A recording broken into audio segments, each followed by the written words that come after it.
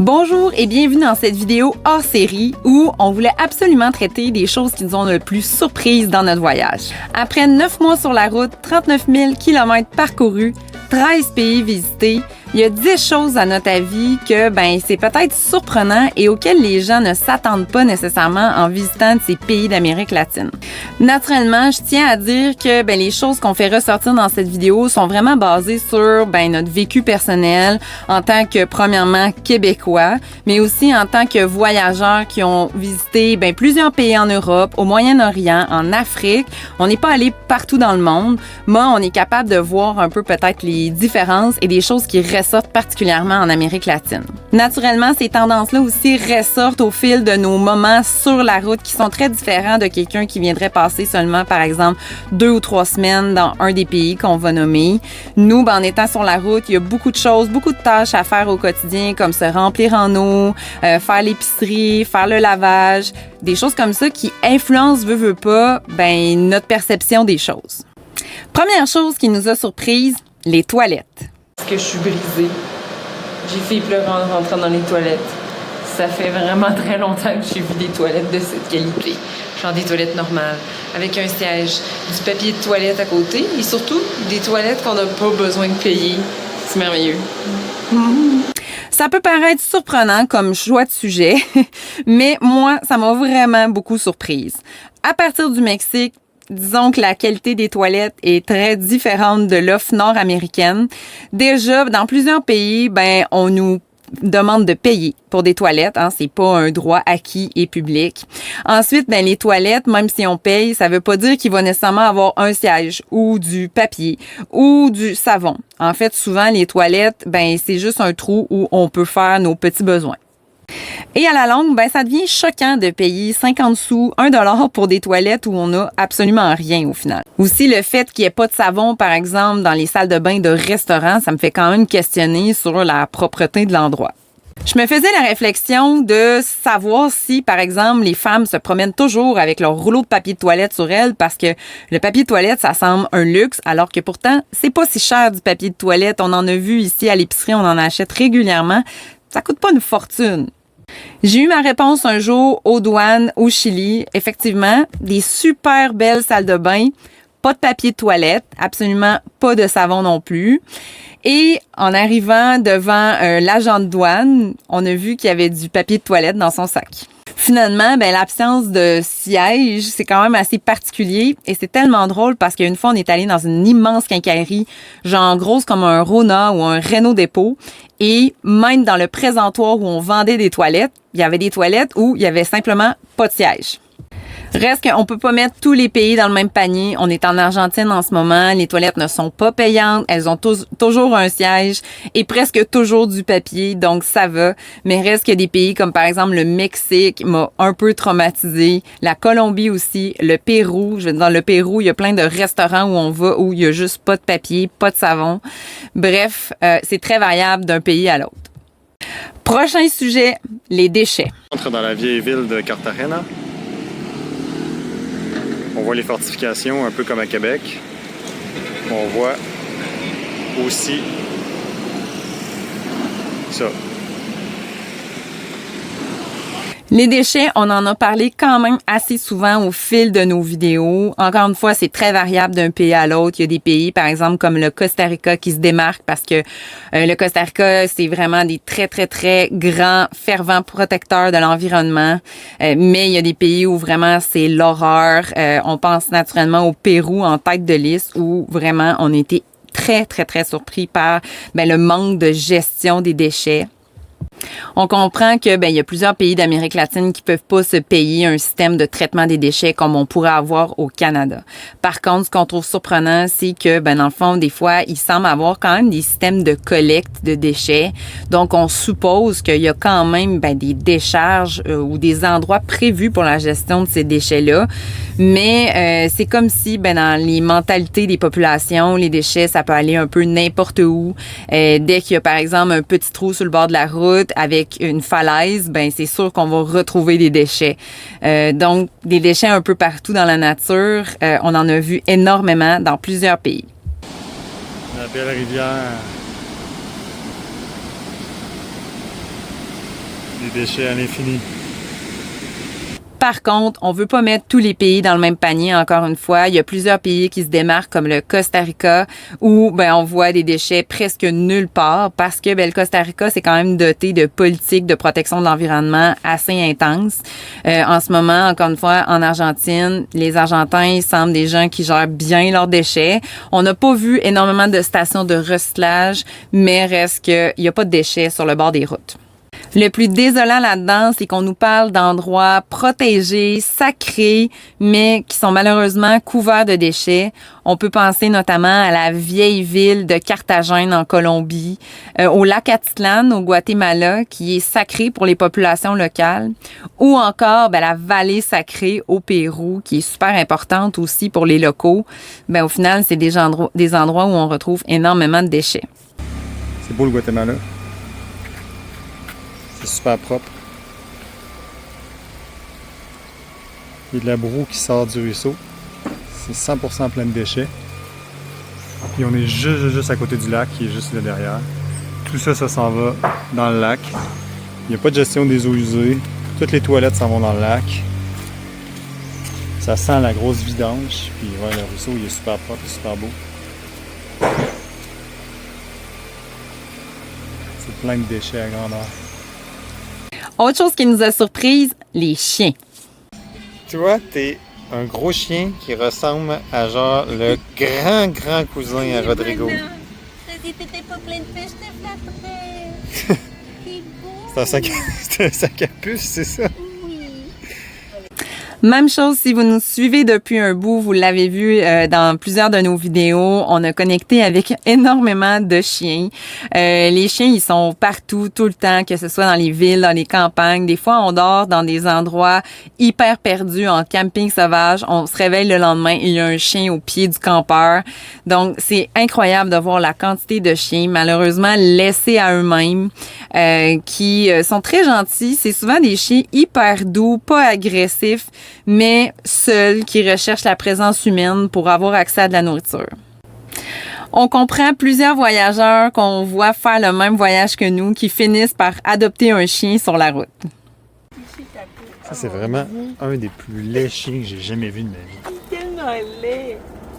Il est pas du coup, t'es juste du coup. Il est dégueulasse. On dirait qu'un chihuahua a fait un enfant avec un renu. C'est dégueulasse. Puis en plus, il y a le paquet à l'air. Oh, t'as pas l'air bien méchant par exemple, hein? Oui. Et en fait, les Latins semblent beaucoup aimer les chiens parce que souvent, même, on voit sur des propriétés des chiens qui appartiennent à des gens. Malheureusement, je crois qu'il y a zéro contrôle. Les chiens ne sont pas nécessairement castrés. Donc, ce qui fait que, ces chiens-là sont souvent laissés à l'air libre. Ils peuvent se promener un peu n'importe où, puis ils se reproduisent et ça fait beaucoup de chiens dans la rue. Il y a des chiens partout. Ces gens sont envahis par les chiens.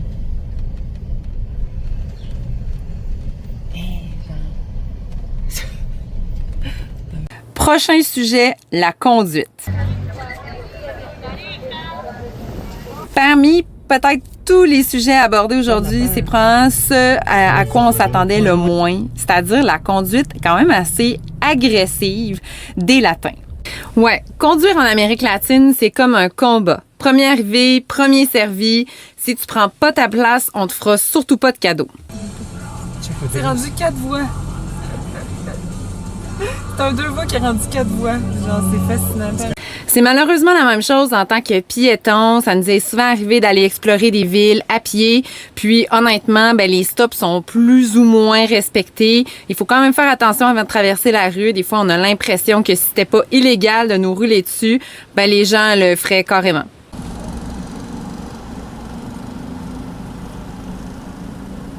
Il ne laissera pas passer. C'est son combat. Il ne laisse pas passer par là. Non, c'est ça. Monte pas là, monte pas là. Ça, c'est Genre, toi, t'arrêtes pour laisser passer les gens et quelqu'un qui hésite pas du tout. S'il avait pu rentrer dans le pays, il l'aurait fait. Eux qui passent pas, genre, moi, je passe devant.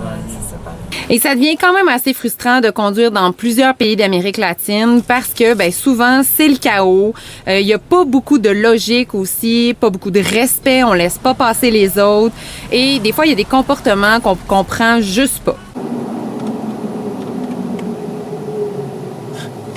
Le collectivo, là, il a mis son clignotant, il est passé sa rouge, puis il continue.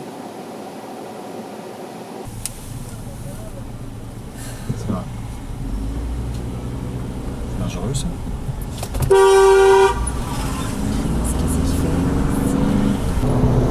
Attends, moi, je vais prendre un café. Ça, c'est une carte.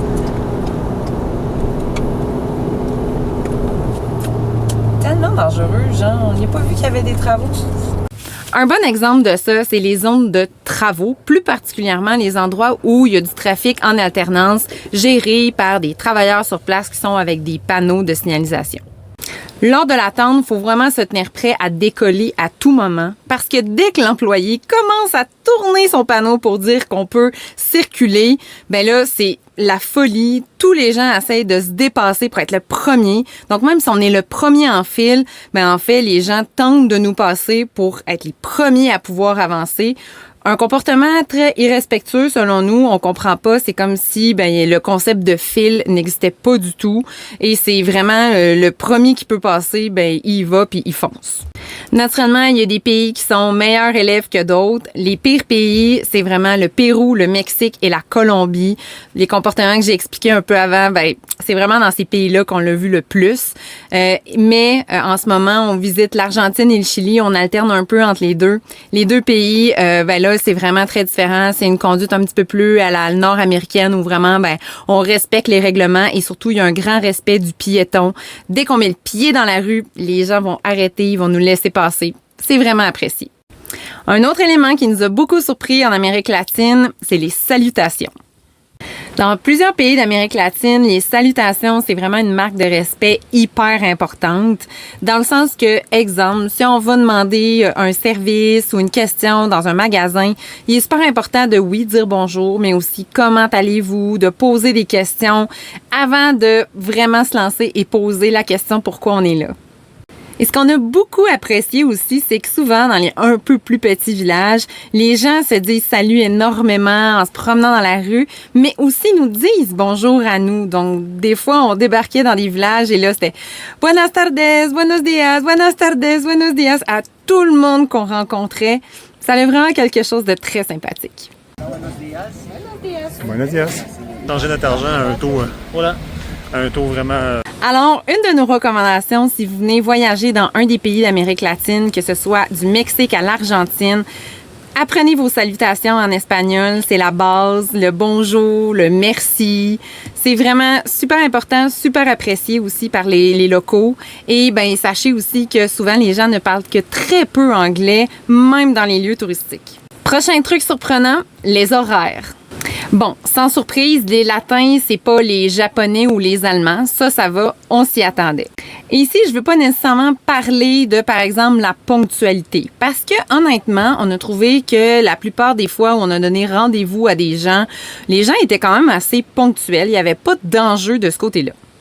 Par contre, nos frustrations sont plutôt par rapport au commerce, qui, exemple, mettent des horaires en ligne ou même sur leur bâtiment et que, au final, on arrive à l'horaire où c'est supposé être ouvert et non, c'est fermé. Un bon exemple de ça, on était en Basse-Californie au Mexique et on avait trouvé un lavoir pour aller faire laver nos vêtements.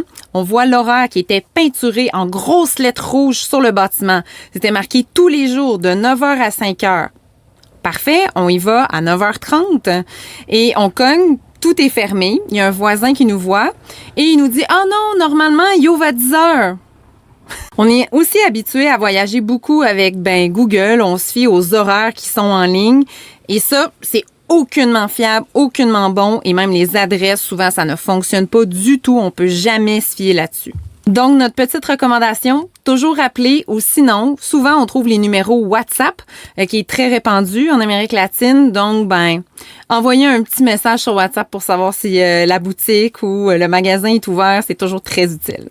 Toujours concernant les horaires, un peu partout, on l'a vu dans presque tous les pays, l'horaire est assez standard, donc les magasins, les garages, les différentes entreprises de services sont toutes ouvertes tout au long de la semaine et aussi une bonne partie de la journée le samedi et ferment entre 13h et 15h souvent et là, tout est fermé. Et le dimanche aussi, souvent, plein de choses sont fermées, même les commerces quand même assez importants comme les épiceries. Mais aussi, on est arrivé dans certaines villes, exemple ici en Argentine, dans la ville de Salta, où vraiment le centre-ville était totalement désertique un dimanche, des boutiques de souvenirs, de vêtements, des épiceries, tout était fermé. Et un fait qui est unique à l'Argentine, les Argentins sont sur l'horaire un peu espagnol, donc souvent ils ouvrent assez tard le matin leur magasin, ils referment à midi pour réouvrir en fin de journée et là, ben vraiment perdurer jusqu'à quand même assez tard en soirée. Par contre, ça rend des fois les choses parfois compliquées. Exemple, hier, on devait aller dans une quincaillerie. La quincaillerie est fermée de midi à 15h. Ça nous fait questionner un peu parce qu'on se dit, ben des gens qui font des travaux de construction, c'est souvent de jour. Donc, la quincaillerie est fermée de jour, c'est un peu particulier. Dans plusieurs pays, dont le Mexique, la Colombie, on a remarqué que les gens se lèvent hyper tôt. Souvent, on commence à entendre des bruits vers 5 heures du matin. Et des fois, ça continue jusqu'à très tard dans la nuit. On entend la musique, les gens fêter jusqu'à 2 heures du matin. On pense à des villes comme Carthagène où on a filmé beaucoup de scènes de notre balcon où on était dans un Airbnb. Et c'est comme si les gens vivaient de manière continue. Il y a toujours du bruit. Même, on voyait des enfants, parfois, il est minuit, ils jouent dans la rue. C'est à rien y comprendre.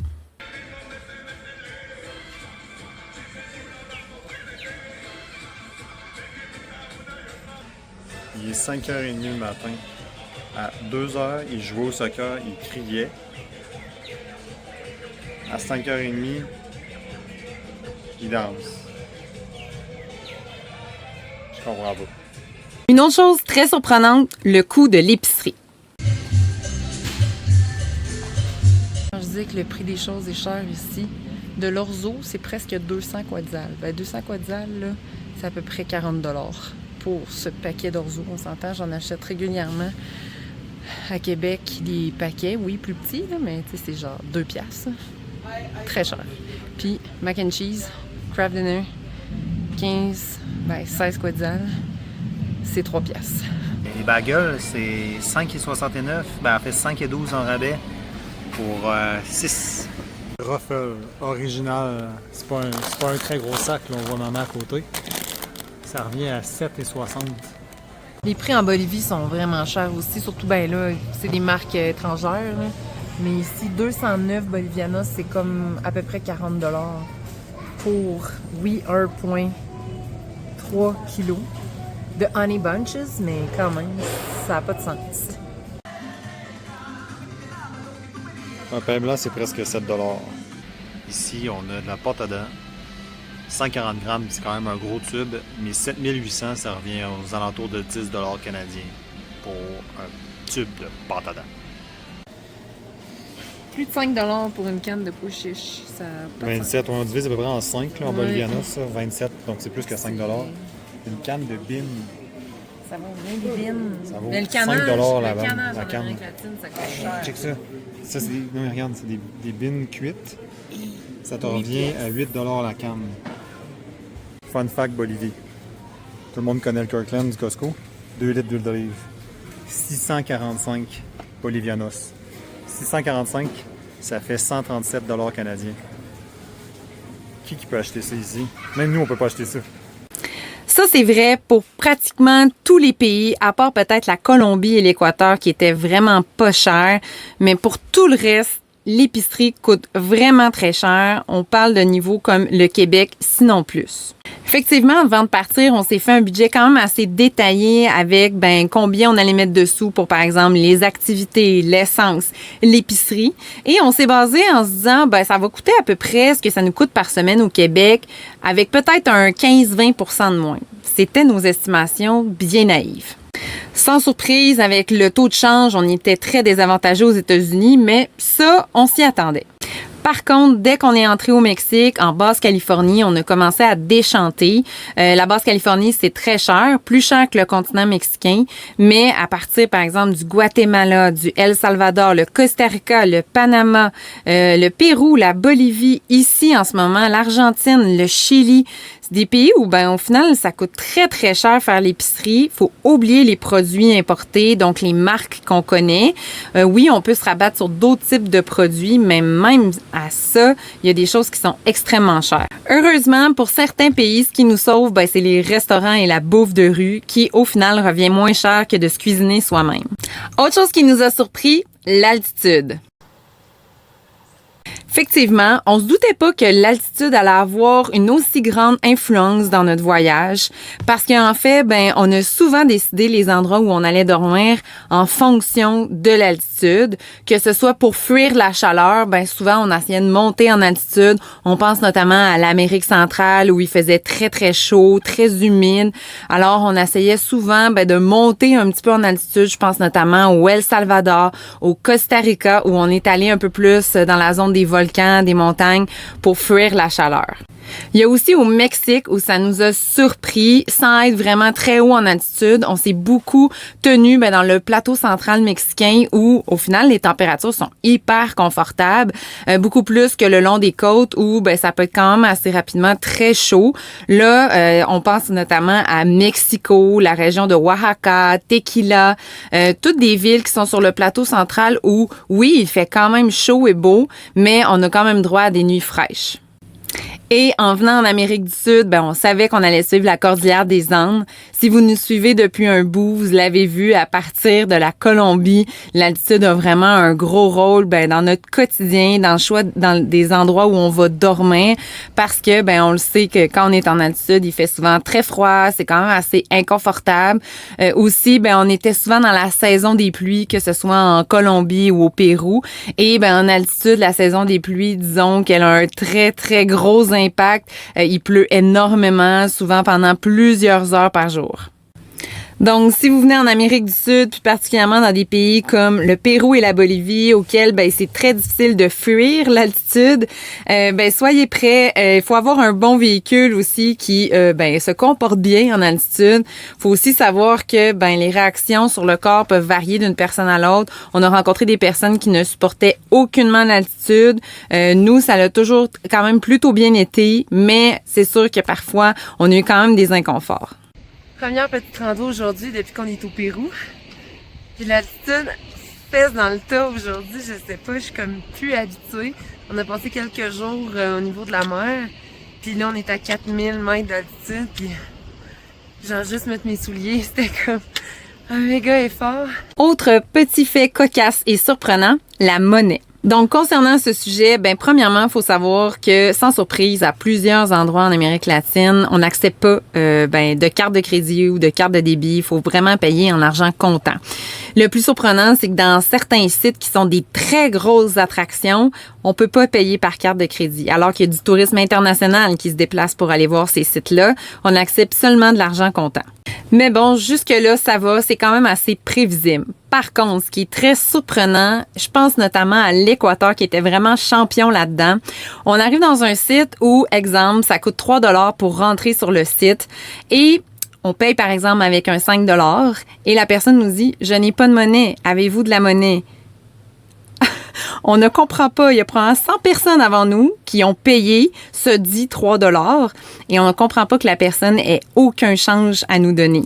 Et souvent, les gens, ils ont tout simplement pas de fonds de caisse, ils ont pas de caisse, ils pigent l'argent dans leur poche. On est déjà arrivé à une douane où il fallait payer un frais pour entrer dans le pays, des frais quand même assez importants. Exemple, au Nicaragua, de 30 $. On paye avec un billet de 50 $ et la personne qui est là devant nous, le douanier, a pas d'argent. Il faut juste payer en argent comptant. Là. On peut pas payer avec une carte. Et il doit aller en arrière, chercher de l'argent. C'est vraiment compliqué, mais je me dis, on n'est pas le premier touriste. Il y a une file derrière nous de gens qui sont là et qui vont tous payer ce montant-là. Comment vont-ils faire pour, en fait, se gérer et donner le bon change à ces gens-là? Finalement, dernier sujet, un peu cocasse, c'est-à-dire les tiendas qui sont toutes identiques. Ce que je veux dire par là, c'est que c'est vraiment très standard d'arriver dans une ville ou un village en Amérique latine et de retrouver les commerçants qui vendent tous les mêmes produits au même endroit. Exemple, on est dans la ville de La Paz et il y a des kiosques qui vendent sur le bord de la rue du bois. Mais plutôt de se retrouver un peu partout en ville, en fait, il y a une allée, une avenue en ville où tous les gens qui vendent du bois sont tous au même endroit. Donc, il y a 10 kiosques exactement pareils qui vendent exactement le même bois au même prix. Ce qu'on ne comprend pas, c'est ces gens-là, normalement, ils se font de la compétition. Donc, pourquoi se trouvent-ils tous au même endroit? Pourquoi ils ne s'éparpillent pas un peu en ville pour offrir ce service-là? Mystère. Mais ça, on l'a revu à plein d'endroits, dans plein de pays. Un autre exemple de ça, on est en Équateur. On arrive dans une allée où les gens, ils vendent tous des produits de la canne à sucre. Mais là, ils sont peut-être 20 commerces, tous identiques, avec le même panneau, les mêmes prix, tous les mêmes produits dérivés de la canne à sucre. Et ils sont tous là à nous crier après, à nous dire « Venez, venez, venez dans mon kiosque ». Mais pourquoi vous vous placez tous au même endroit? On est dans un endroit qui c'est juste des petites quincailleries. Puis c'est drôle parce que, tu sais, il y a des tonnes de kiosques, des dizaines. Là. Puis ils vendent absolument toute la même chose. On se questionne toujours, il y a toujours ça, tout le temps. En Amérique latine, c'est rare qu'il y ait de la diversité. Il y a beaucoup, beaucoup, il y a beaucoup de trucs fermés, là, mais plus à l'autre bout là-bas, il y en avait plein d'ouverts. Puis comme Maggie dit, ils vendent tous la même affaire. C'est la même affaire que les boutiques à souvenirs. Au lieu qu'il y en ait un qui se spécialise en poterie, un autre dans les trucs de bois, un autre dans les vêtements, ils se spécialisent pas, ils ont toutes la même affaire. Ils vendent la crème glacée sur le bord de la rue, ils vont être à peu près 40 le long, sur 1 kilomètre à vendre la même crème glacée, au lieu de se dire on va se réunir, on va faire un gros bâtiment, puis on va vendre plein de crème glacée. C'est vraiment surprenant comment ça fonctionne. Autre exemple très drôle de ça, on sort du site historique de Pisac au Pérou, un site qui est très touristique, il fait très chaud, on est exposé au soleil, donc à la sortie, il y a des femmes qui offrent du jus d'orange. Mais là, 10 kiosques collés les uns contre les autres de femmes qui vendent exactement le même jus d'orange avec la même machine, les mêmes formats, les mêmes prix. Donc, on se questionne à savoir comment elles font pour cohabiter et subsister.